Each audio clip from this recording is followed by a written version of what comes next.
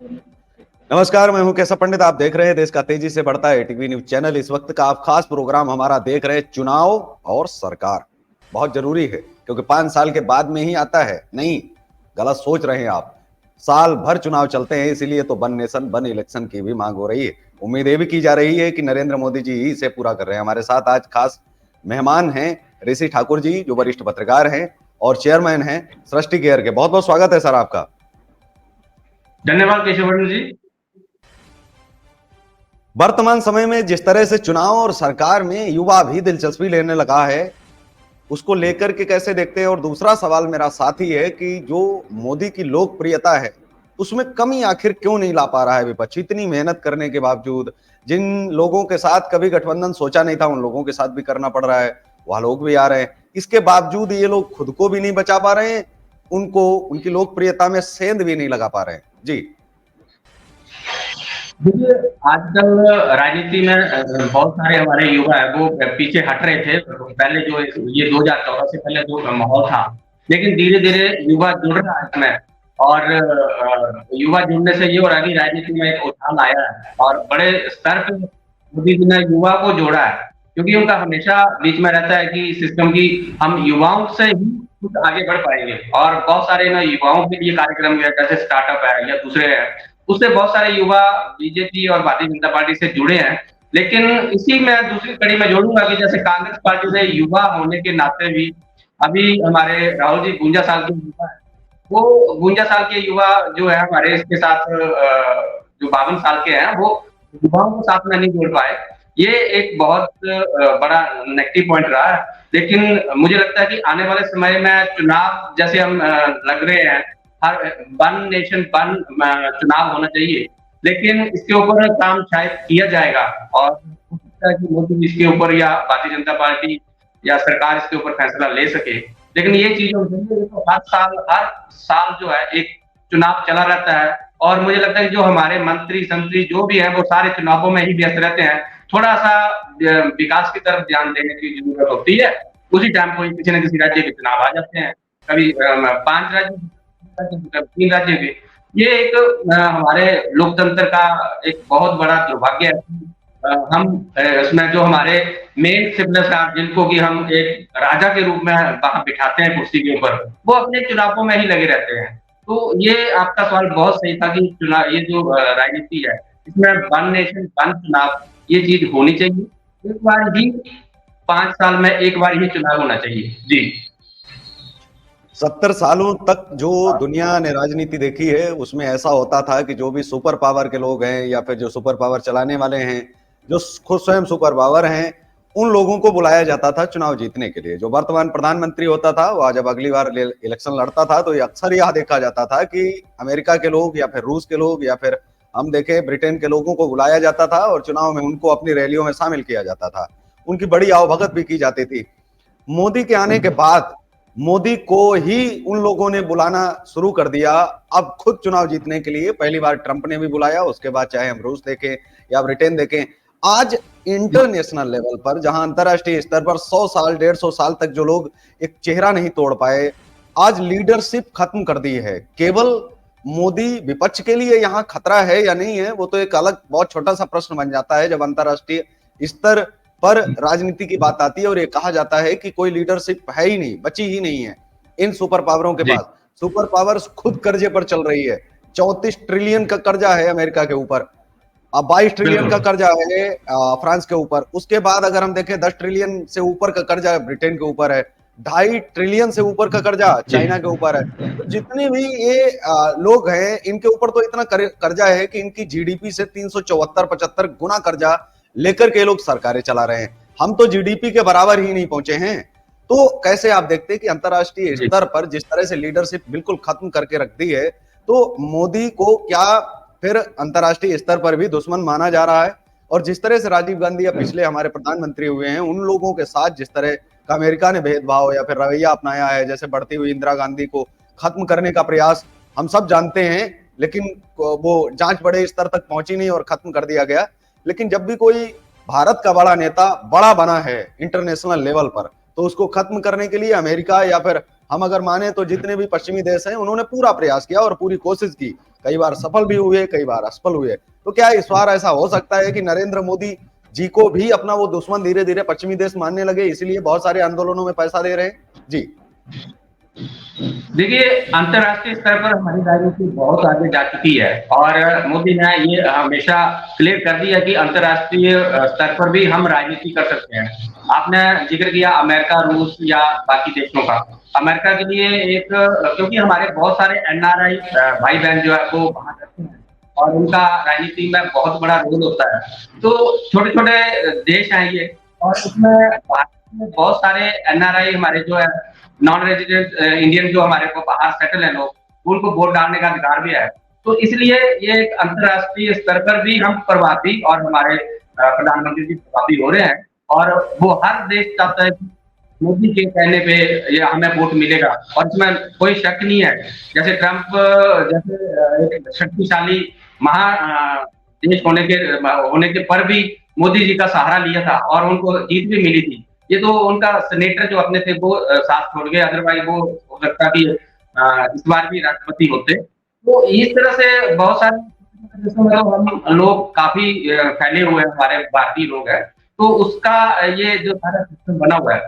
दूसरी बात आपने कही कि हम अभी भी हमारी जीडीपी के बराबर जो कर्जा नहीं है, जबकि अमेरिका बहुत बड़ा देश है और महाशक्तिशाली बोला जाता है, पूरे वर्ल्ड में उसका अधिकार है और वर्चस्व भी है, लेकिन उसने बहुत सारा अपनी जीडीपी से हजारों गुना कर्जा जो ज्यादा दे रखा है। लेकिन हमने अपना जो कर्जा है उसको बड़ा बैलेंस बना के रखा कि अपनी जीडीपी के बराबर भी हमारा जो है कर्जा नहीं है। जैसे हम बोलते हैं कि हम 5 ट्रिलियन के एक दिन बन जाएंगे, अभी मोदी जी का सपना है कि हम 5 ट्रिलियन बनेंगे इतने सालों में 2024 के बाद। तो लेकिन उनका तो कम से कम 370 ट्रिलियन तो कर्जा ही है उनका, अमेरिका का। कहने का मतलब ये है कि ये जो चीजें बैलेंस बनाई है, ये आने वाले समय में हमारा बहुत साथ देगी और हमारे बड़ा विकासशील राज्य देश बनाने में इसमें सहायता मिलेगी। और यही चीज है कि हम लोग आगे कर पा रहे हैं, लेकिन हो सकता है कि हम लोग इसको पूरी तरह से बचा के रख पाते हैं या नहीं रख पाते हैं। लेकिन मुझे लगता है कि जब मोदी हमारी सरकार ने फैसले लिए हैं, कड़े फैसले लिए हैं, और मुझे लगता है कि आज बहुत सारा टैक्स भी लगाया गया है और टैक्स प्रॉपर वे से लोग देना शुरू कर दिया है। अभी भी बहुत सारा टैक्स जो है नहीं आता है। जैसे इतने सारे बड़े देश में अभी भी बहुत टैक्स पेयर लोग हैं, फ्री वाले बहुत ज्यादा हैं, जैसे कि 3 लाख 5 लाख टर्न भरते हैं, टैक्स बहुत कम देते हैं, लेकिन दूसरे इतने टैक्स दिए जाते हैं जो कि सरकार का अपना या सरकार का खर्चा बहुत अच्छी आसानी से हो जाता है। सबसे ज्यादा टैक्स जो है पूरे वर्ल्ड में आगे लगाए गए हैं, तो भारत में ही लगाए गए हैं और उसी से सरकार हमारी चल रही है। अदरवाइज एक छोटा सा हम एक टॉफी भी खरीदते हैं, कुछ छोटा सा सामान भी खरीदते हैं, उसके ऊपर भी टैक्स। बाकी देशों में आप देखोगे टैक्स बहुत कम होता है, लेकिन इस टैक्स की वजह से ही हमारा जो करोड़ का देश है वो चल रहा है। यही हमारी एक पहचान है और हम लोग आज अपने अस्तित्व को खत्म नहीं कर पाए हैं। जी, बहुत सारे लोग ये मानते हैं कि देश को मंदिर मस्जिद में मोदी जी ने फंसा दिया, भाजपा आरएसएस राजनीति कर रही है, लेकिन जो दुनिया में मंदिर बन रहे हैं, जिन जगहों पर कोई मंदिर ही नहीं था, आज पूरी दुनिया सनातन जो हरे राम हरे कृष्ण आज गोरे कर रहे हैं। आप देख रहे हैं कि अब वो लोग सुकून चाहते हैं, मतलब वो मानते हैं कि जो चीज हमारे भोग से नहीं हो पाया वो वहां योग से हो रहा है, और योग जो है जिसने दिया है वह भारत ने दिया है और वह मान भी रहे हैं। ऐसा तो है नहीं कि भाजपा आरएसएस वहां जाकर के चुनाव लड़ेगी या अपना विस्तार बात कर रही है, उससे कुछ इनको फायदा बहुत बड़ा होने वाला है। लेकिन आज पूरी दुनिया जगा दी है और दुनिया में जिस तरह से सनातन का डंका बज रहा है, केवल भारत ही नहीं, लेकिन इस्लामिक स्टेटों में जब कहा जाता था उन देशों में कि ये बहुत ही कट्टर है, इनकी विचारधारा बहुत ही कट्टर है, कभी भी स्वीकार नहीं करते हैं दूसरे धर्म के लोगों को मंदिर बनाना या फिर चर्च बनाना या फिर और कुछ बनाना है, इनके देश में तो गुनाह ही है, अपराध है और वो कभी नहीं बनेगा, अभी नहीं कभी नहीं।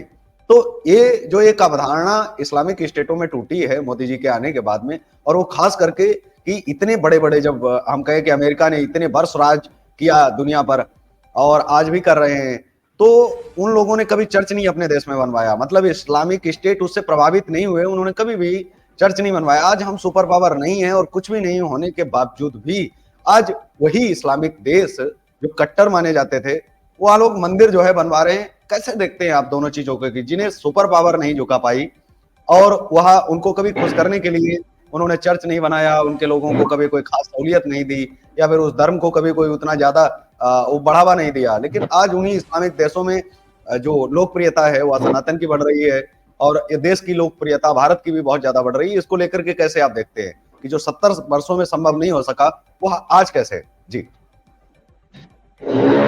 देखिए, हमारे भारतवर्ष में एक चीज जरूर देखी गई है, हम लोग उसको कर सकते हैं और राजनीति को धर्म के साथ नहीं जोड़ा जाता था, लेकिन भारतीय जनता पार्टी ने राजनीति को धर्म के साथ जोड़ा और मुझे लगता है कि आज उसका फायदा हो रहा है और पूरे वर्ल्ड को फायदा हो रहा है और हमारा वर्चस्व भी उसी से बढ़ रहा है। सनातन धर्म का एक बीड़ा उठाया था मोदी जी ने और उसको पूरा भी किया है। आपकी बात ये है कि जैसे दुबई में एक बड़ा 500 करोड़ का मंदिर बनने जा रहा है राम जी का।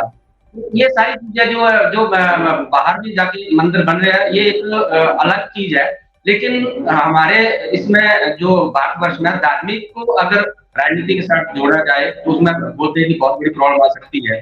लेकिन यहाँ एक चीज की गई, सनातन को बढ़ाया गया है। सनातन को बढ़ाने से क्या हुआ कि हमारी जीडीपी में भी उसमें फायदा हुआ है। पहले होता था, जब हमारे मंदिर का जितना भी पैसा आता है वो सारा सरकार के काम आता है और मुझे लगता है कि करोड़ों अरबों सोना टन हमारे मंदिरों में पड़ा है, उससे क्या हमारी जीडीपी बढ़ती है, हमारे देश का एक रुपया बनता है कि हमारे पास इतना टन सोना है।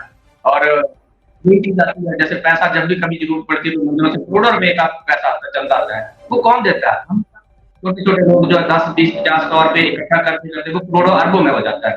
तो उससे जीडीपी में भी फायदा होता है और हमारे इसमें जो है जो हम मंदिरों से एक मंदिरों को सजाने का जो काम किया गया है और अपने जीडीपी को के साथ जोड़ा गया है, ये बहुत बड़ी बात है। क्योंकि मंदिरों को सजाने से ये हुआ कि वहां से बहुत सारी एक पैसा आता है और उसको पूरे भारतवर्ष में, चाहे वो मुसलमान हो, हिंदू हो, सिख हो, ईसाई हो, कोई भी हो, उसके उन लोगों के उत्थान के लिए खर्च किया जाता है। ये एक बहुत बड़ी बात है और सनातन धर्म का भी एक जो हमारा सबसे हमारा देश जो है उसमें बहुत सारे हिंदू हैं, सबसे ज्यादा हिंदू भारतवर्ष में ही है, तो इसलिए यहाँ पे भारतवर्ष में सनातनी जो है बहुत ज्यादा है, तो उनका फायदा जो है मोदी जी ने लिया है। और आप देखिए अभी जो मंदिर बनाया गया अयोध्या में, उसमें करोड़ों लाखों रुपए खर्च किए, वो सरकार के खर्च नहीं हुए, सारे मंदिर ट्रस्ट के पैसे हैं और उस मंदिर ट्रस्ट को इतना मजबूत कर दिया गया है। अगर मैं और आप वहां दर्शन करने के लिए जाते हैं तो कम से कम 10 या 20 हजार